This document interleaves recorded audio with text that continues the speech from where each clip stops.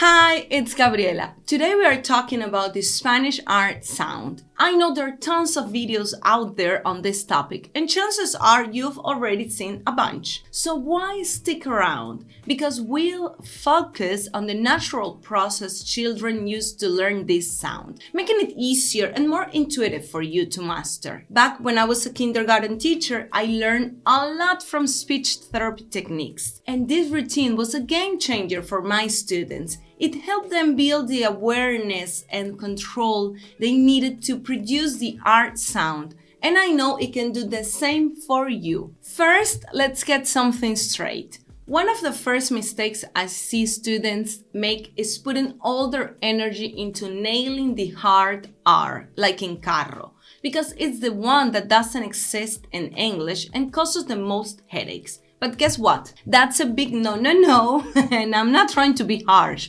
but here's why. The natural path of language development for Spanish-speaking kids goes like this. Ages 2 to 3, they usually start producing the tap, like in cara. Ages 4 to 5, they move onto the trill, like in carro. So why would we flip that process and try to go straight to the hardest one first? Usually it's because we don't know any better. We just know something isn't working. So we try to fix it by repeating the sound over and over without actually building the right body awareness. Hello, proprioception, right?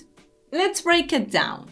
Before we jump into training, let's take a closer look at how these two sounds work. Once we understand the mechanics, we can add some target drills to build this motor skill and take your Spanish R game to the next level. The tap sound, like in cara, is all about getting your tongue up and doing something like cleaning your palate. Imagine a piece of bread stuck to the roof of your mouth and you're trying to scrape it off. That's the movement. To make the tap sound, you raise your tongue and swipe it from back to front in a quick motion, right? Easy. Yes? No? Okay. Now, for the trill, like in carro, it's a bit more advanced. You raise your tongue again, but this time you need to hold it up there and keep it steady. This requires a bit of strength, which is why kids around 2 or 3 years old usually can't do it yet. They just don't have the muscle power for it. To nail the trill, you lift your tongue, hold it up, and then get it to vibrate. Think of it as giving your tongue a mini workout. If you already got the trill movement down, but it's not as consistent or smooth as you'd like, check out my blog. You'll find some awesome tongue twisters with audio recordings to help you keep practicing. The link is in the description, alright? Our main goal is to develop the connection between the movement and sound. We're not focusing on making the sound itself just yet. Here's how we'll do it step by step. First, start with a sweeping motion to get a feel for how your tongue should move, but without adding any sound for now. So, it's like removing cheese or sticky bread from your palate, right? So, it's like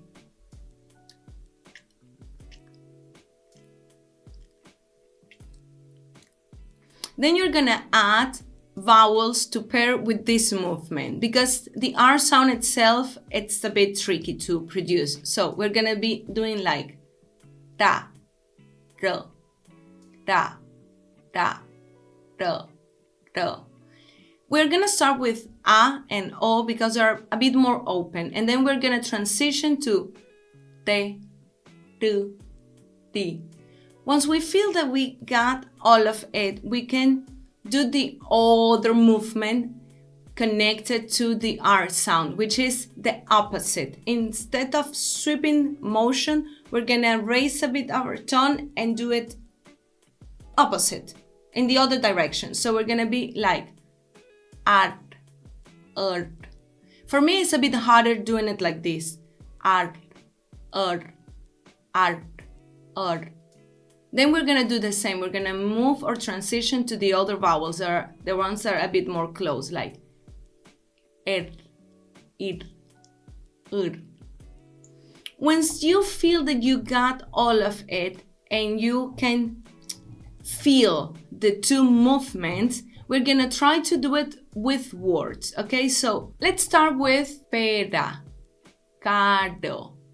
These words, what is particular about these sounds, these words itself, is like the movement is the one for sweeping, for cleaning the palate, yeah, removing the cheese or the sticky bread that we talk about. So, pera, caro, mero, feria, arena, pareja, adu. And now we're gonna start adding words with the other movement.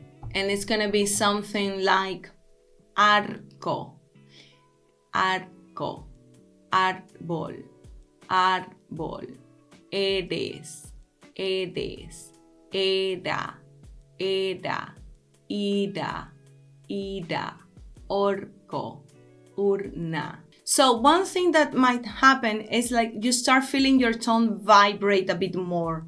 Yeah, so don't resist that movement. That's what we're looking for. So the thing is that we're not looking for that just yet. One thing that you can do also to feel the vibration in your tongue is raise your tongue, get it super close to your palate, and blow some air. You're gonna feel how the tip of your tongue starts to move a bit. So this is just to developing this awareness. Yeah, this awareness about how it feels. If we don't recognize the feeling in our tongue, it's gonna be a bit harder for us to produce the sound. So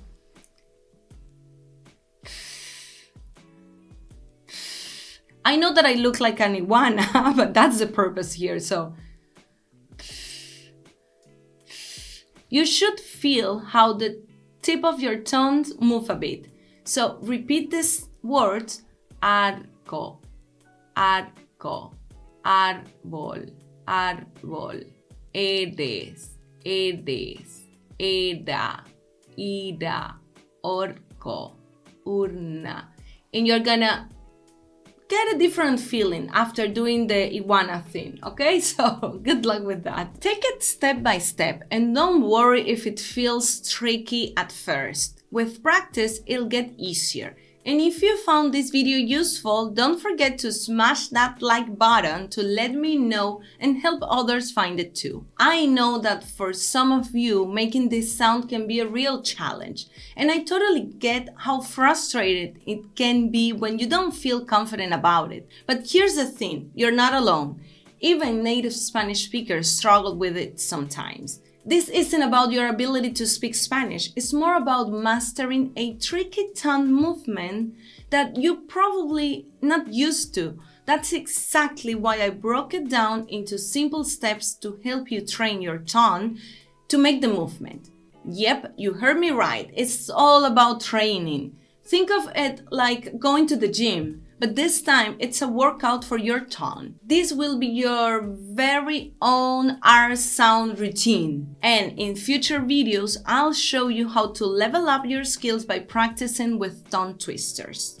Once you've got the hang of the movement, of course. So stay tuned for that. Thanks so much for watching, and I love to hear from you. So drop a comment below and share your biggest challenges when it comes to this sound. I'm here to help. Nos vemos la próxima y chao, chao, chao.